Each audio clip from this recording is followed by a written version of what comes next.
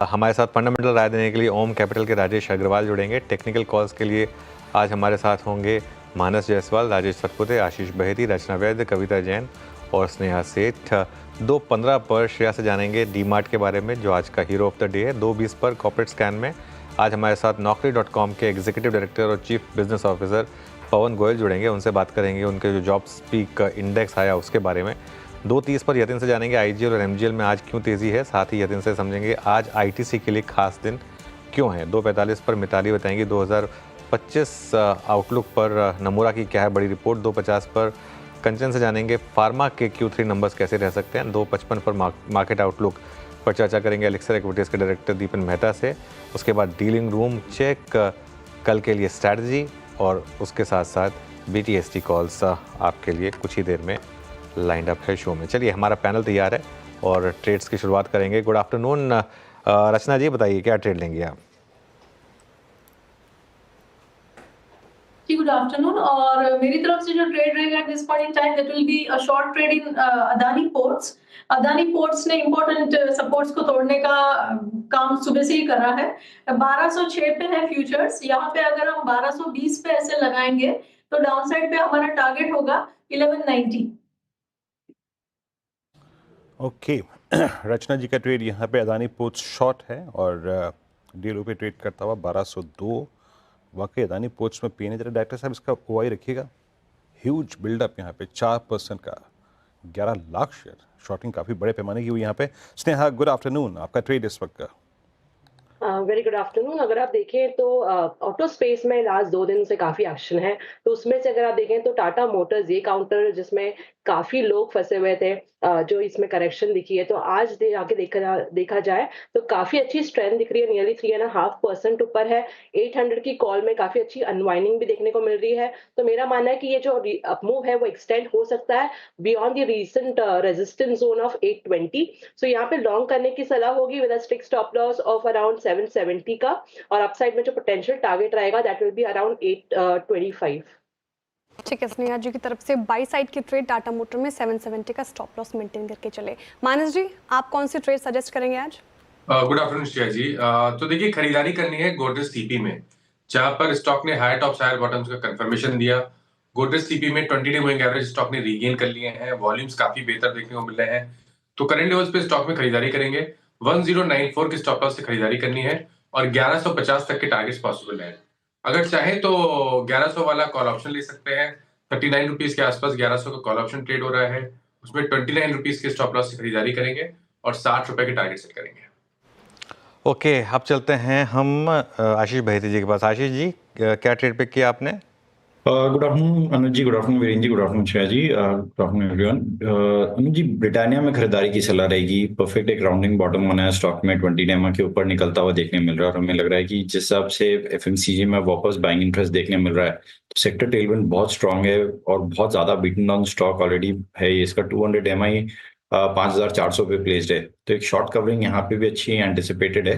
तो खरीदारी की सलाह है। जो स्टॉप लॉस इसमें मेंटेन करना वो 4770 का एक एसएल मेंटेन करे, 4940 का पहला लेवल और 5050 के दूसरे लेवल के लिए इसमें खरीदारी की जा सकती है।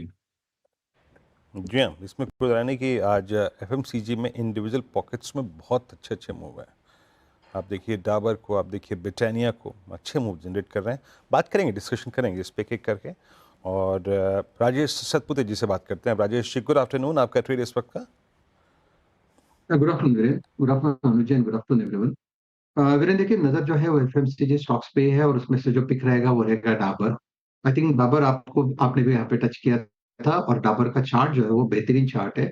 It's a clean breakout. जो प्राइस पैटर्न हम देख रहे हैं that's inverted head and shoulder price formation with a rise in volume and gain in open interest. तो यहाँ पे मोमेंटम रहेगा। मेरे हिसाब से इसका जो नेक्स्ट टारगेट होगा वो रहेगा 545 टू 550 का। तो बाय करे डाबर, स्टॉप लॉस रहेगा 522 का। ठीक है, डाबर एक बाई साइड की ट्रेड, स्टॉप लॉस 522 का मेंटेन करके चले। राजेश अग्रवाल जी, गुड आफ्टरनून, आप क्या पिक कर रहे हैं आज? Good afternoon Shreya, good afternoon Anil ji, Virendra ji, बाकी भी जो पैनल में मित्रगण है सबको नमस्कार। ट्रेड पिक करना हो उस हिसाब से हम सारेगामा के साथ जाना चाहेंगे। 688 रुपए के हाई लगा के पिछले 2-3 महीनों में ये टूट के 500 के आसपास आ गया। आज थोड़ी बढ़त दिख रही है, लेकिन कंपनी के फंडामेंटल्स की अगर बात की जाए तो बहुत स्ट्रांग है। करीब करीब 1000 करोड़ का इनका केपेक्स आने वाले 3 सालों में प्लान्ड है, जिसमें 300 करोड़ रुपया ये इस साल में ही करने वाले हैं। रेवेन्यू ग्रोथ की जो गाइडेंस एक्स कैरावन दी हुई है वो 25 से 30% की दी हुई है। और जो लास्ट 2-3 तिमाहियों में थोड़ी सॉफ्टनेस देखे गए, वो म्यूजिक लाइसेंसिंग बिजनेस में थोड़ी सॉफ्टनेस थी, उस कारण से आई थी।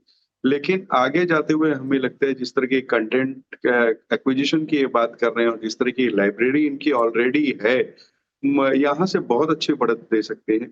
मध्यम अवधि में 680 के टारगेट होने चाहिए, बट लंबी अवधि में उससे भी बड़े टारगेट हो सकते हैं। बट फिलहाल आप 680 के टारगेट के साथ यहाँ लॉन्ग कर सकते हैं।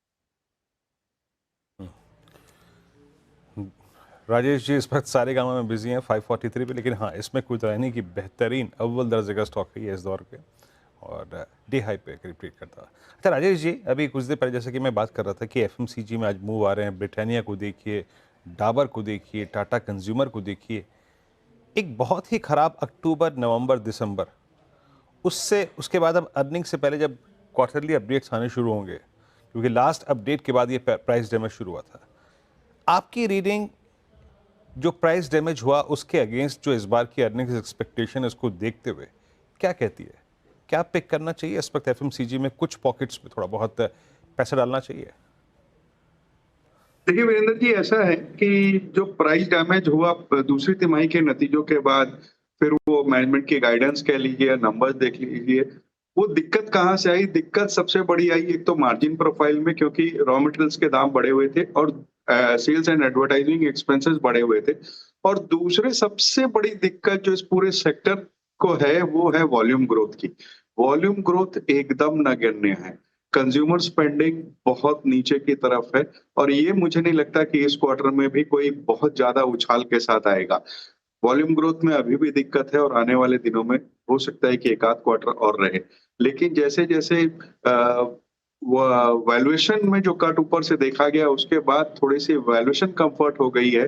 तो एक बात तो तय है कि एफएमसीजी कंपनियां के जो प्रोडक्ट हैं या जो उत्पाद है लोगों की रोजमर्रा की जरूरत है वो बिक्री होते रहेंगे, बट वॉल्यूम ग्रोथ बहुत ही खराब है।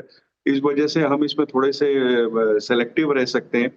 अगर लार्ज कैप की बात की जाए तो मैं समझता हूँ कि पहली पसंद तो मेरी हमेशा से आईटी से ही रही है और अभी भी आईटी से ही रहेगी। और उसके बाद अगर देखना हो तो मुझे लगता है इमामी या मैरिको पे ध्यान देना चाहिए, क्योंकि ये तीनों कंपनियां ऐसी हैं, आईटीसी, इमामी और मैरिको, जो न केवल अर्बन में बल्कि रूरल में भी इनकी अच्छी पहुंच बनी हुई है।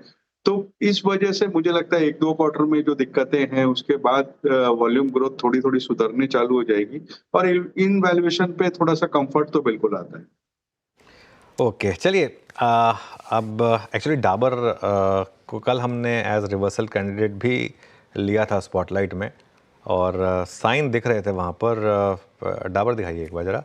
और उसको कल लिया था हमने एज स्पॉटलाइट, 3% आज ये स्टॉक ऊपर। लेकिन अब बात करते हैं हम आज के हीरो ऑफ द डे की, एवेन्यू सुपरमार्ट्स। यहाँ पर आज शानदार तेज़ी है, 11% के करीब ये